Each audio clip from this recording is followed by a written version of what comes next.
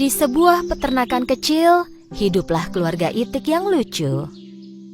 Ibu Itik sedang mengerami telur-telurnya menunggu keluarnya anak Itik. Tepatnya ada 7 telur yang menunggu menetas. Satu pagi yang cerah, telur-telur itu mulai menetas.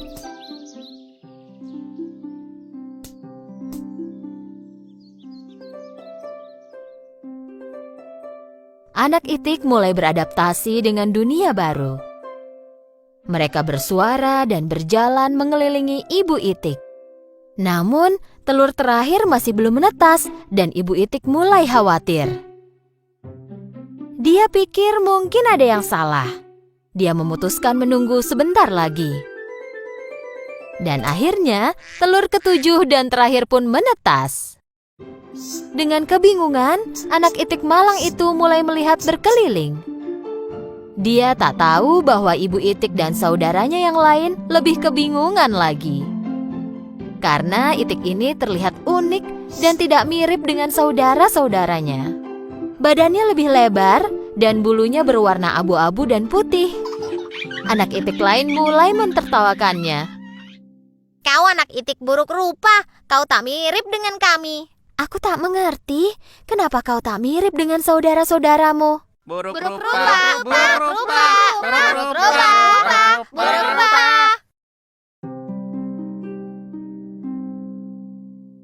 Setelah beberapa waktu, anak Itik itu pun tumbuh besar. Tapi anak Itik buruk rupa tetap lebih besar daripada saudaranya, demikian juga warna bulunya. Kau tumbuh dengan cepat. Kenapa kau tetap terlihat buruk rupa? Waktu berlalu dan anak Itik buruk rupa tumbuh menjadi Itik yang penyendiri dan murung. Saudara-saudaranya tak mau bermain dengannya. Kami tak akan mau bermain denganmu karena kau buruk rupa. Semua hewan lain di peternakan itu pun mengejeknya. Itik buruk rupa, Itik buruk rupa. Nya. Itik buruk rupa, Itik buruk rupa. Sebaliknya, Ibu Itik melakukan yang terbaik untuk melindunginya. Anakku yang malang, kenapa kau begitu beda dari yang lain? Hari berlalu, anak Itik yang malang itu merasa sangat sedih.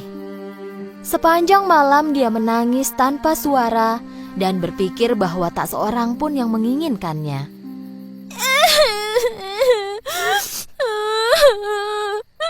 Kenapa aku buruk rupa? Kenapa aku tak mirip seperti saudaraku? Satu hari, pemburu mendekati danau dekat tempat tinggal mereka.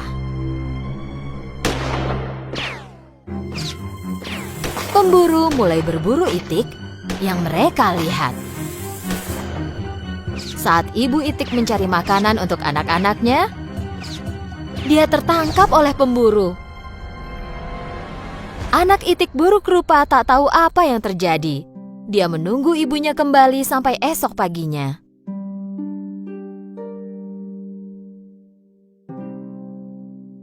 Anak Itik yang malang itu tak tahu harus berbuat apa. Pertama-tama dia mendatangi anjing, dan anjing itu mengusirnya dengan marah. Pergilah. Tak boleh ada yang melihatku bicara dengan Itik buruk rupa sepertimu.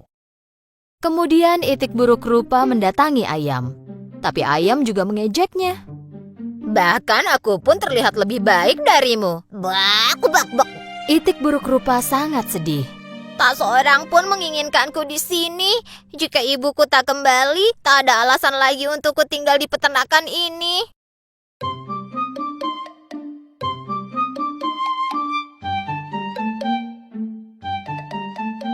Pagi itu, Itik buruk rupa meninggalkan peternakan. Dia berenang ke seberang danau. Dia menanyakan pertanyaan yang sama kepada semua hewan yang dia temui di jalan. Apa kau tahu Itik yang mirip denganku? Apa kau tahu Itik yang mirip denganku? Apa kau tahu Itik yang mirip denganku? Dia menerima jawaban yang sama dari mereka semua. Mereka tak pernah melihat Itik sejelek dia sebelumnya. Anak Itik yang malang itu memulai perjalanannya dan mencapai danau lain. Dan dia pun menanyakan hal sama ke angsa liar. Kau tak boleh tinggal di sini. Ada pemburu yang berkeliaran. Cepat pergi dari sini. Ayo. Itik buruk rupa mulai bergerak pergi. Tak lama kemudian dia tiba di danau yang lain. Kali ini dia sendirian, tak ada siapapun yang terlihat. Ya, kalau tak ada yang menginginkanku, aku akan sembunyi di sini selamanya.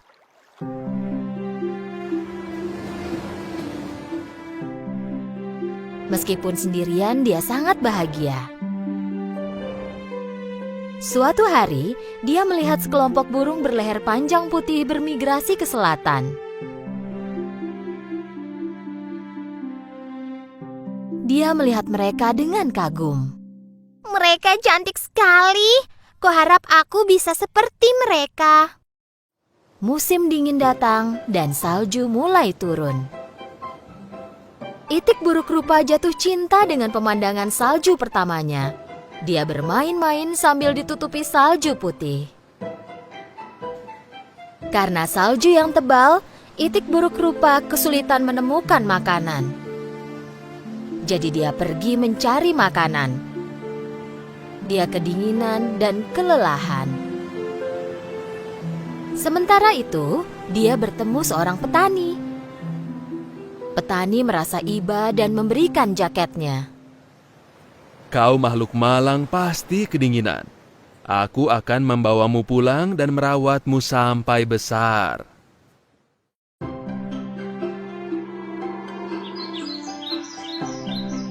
Petani menepati janjinya dan merawat anak itik itu. Saat musim semi tiba, itik buruk rupa sudah tumbuh besar. Supaya bisa punya tempat yang luas untuk bergerak, petani meninggalkan itik itu di danau. Kembali sendirian, tak lama itik buruk rupa melihat bayangannya di air. Tapi dia kagum pada apa yang dia lihat. Pertama-tama, dia tak mengenali dirinya sendiri. Dia pikir ada orang lain di belakangnya. Jadi dia melipat sayapnya dan melihat bayangannya pun melakukan hal yang sama. Dia merentangkan lehernya dan bayangannya pun meniru gerakan itu. Saat itu dia tahu bahwa burung luar biasa ini tak lain adalah dirinya sendiri. Oh, aku berubah sekali. Aku terlihat seperti burung yang terbang itu. Aku harus pulang dan menunjukkan diriku. Lalu dia pun pergi. Saat berenang di danau, dia bertemu sekelompok angsa.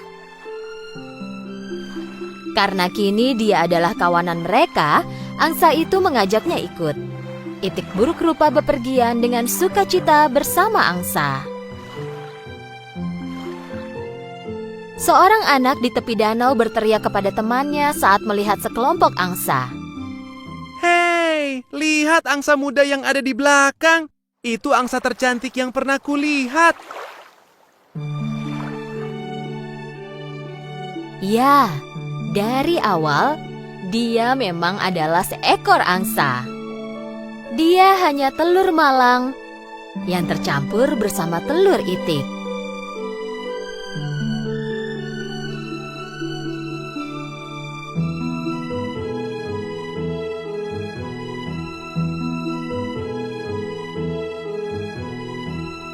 Tapi kini dia bersama keluarganya dan hidup bahagia pun menantinya. Pada zaman dahulu, hiduplah 3 ekor babi kecil bersama ibu mereka di sebuah rumah kecil. Tiba saatnya bagi mereka untuk meninggalkan rumah dan belajar hidup mandiri. Ibu mereka memanggil ketiga babi kecil. Anak-anakku sayang, sekarang kalian harus pergi menjelajah dunia. Pergilah dan mulai hidup baru kalian sendiri. Tapi jangan lupa, apapun yang kalian lakukan di dunia ini, selalu lakukan yang terbaik. Inilah satu-satunya cara terbaik agar bertahan hidup. Dengan sedih bercampur gembira, 3 babi kecil berpamitan dengan ibu mereka dan pergi. Setelah beberapa saat, mereka menemukan sepetak tanah tempat mereka bisa membangun rumah.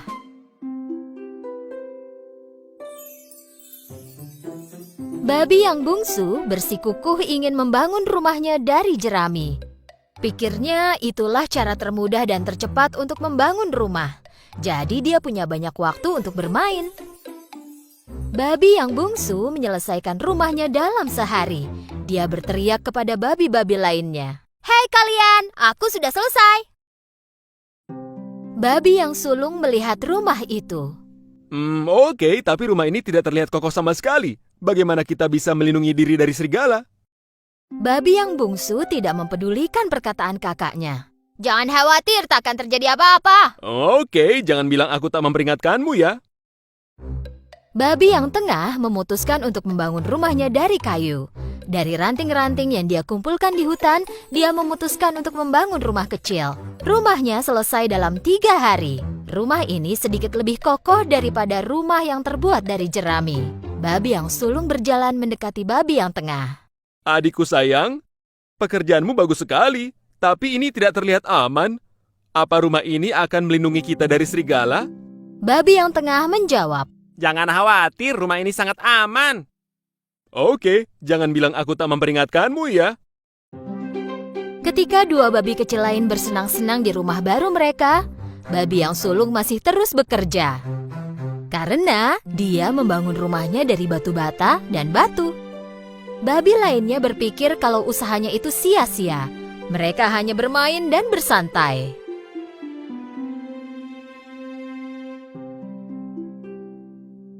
"Kenapa kau repot begini jika kau bisa menyelesaikannya dengan cepat seperti kami?" Takut sekali dia. Babi yang sulung tidak peduli. Dia bekerja seminggu penuh dan berhasil menyelesaikan rumahnya yang terbuat dari batu bata dan batu.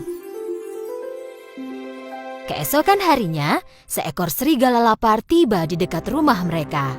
Serigala itu berdiri di depan rumah yang terbuat dari jerami. Babi kecil sedang beristirahat di rumahnya yang terbuat dari jerami. Serigala mengetuk pintu.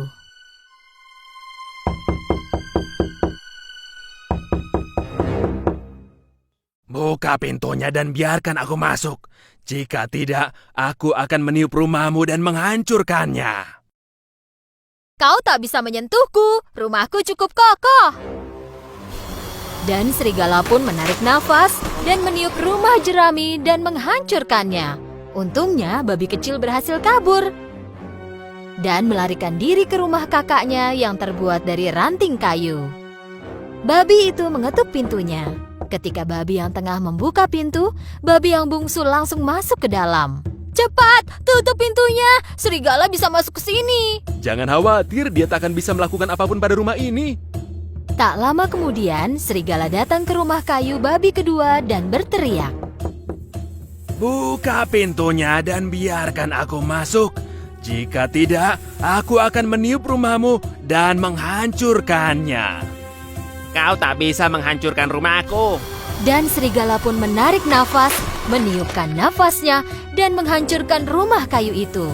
Kedua babi kecil pun berlari menuju rumah babi ketiga dan nyaris tertangkap serigala. Serigala menuju kemari, apa yang akan kita lakukan? Babi yang sulung menjawab dengan sangat yakin. Jangan khawatir, serigala tak akan bisa masuk ke rumah ini. Tak lama kemudian, serigala lapar datang ke rumah batu babi sulung dan berteriak kepada ketiga babi. Buka pintunya dan biarkan aku masuk. Jika tidak, aku akan meniup rumahmu dan menghancurkannya. Sebaiknya kau menyerah, serigala jahat. Kau tak akan bisa masuk ke rumah ini. Serigala menjadi sangat marah. Dia menarik nafas dan menghembuskannya. Tak terjadi apa-apa. Dia tak bisa menghancurkan rumah batu itu. Serigala mencoba terus, tetapi tak bisa menggerakkan satu batu pun. Akhirnya, karena kelelahan, serigala memutuskan cara lain untuk masuk. Dia melihat cerobong asap di atap dan mulai memanjat. Menyadari serigala sedang memanjat atap dan turun dari cerobong, babi segera menyalakan perapian tepat di bawah cerobong asap itu dan menaruh sepanci besar air di atas kayu. Serigala tak bisa memanjat keluar dari cerobong dan jatuh ke bawah. masuk tepat ke dalam air mendidih di dalam panci. Tolong, aku terbakar. Selamatkan aku. Tolong. Akhirnya, setelah terbebas dari serigala, para babi kecil saling berpelukan dengan sukacita. Besoknya, 3 babi kecil mengunjungi rumah ibu mereka untuk menceritakan semuanya. Babi yang bungsu duduk di samping ibu mereka. Kau benar, Bu. Apapun yang kita lakukan di dunia ini, kita harus melakukan yang terbaik. Jika kau sungguh-sungguh, pasti akan berhasil. Sejak saat itu, kedua babi itu tidak pernah malas lagi. Mereka bekerja keras seperti kakak mereka dan hidup bahagia dan aman.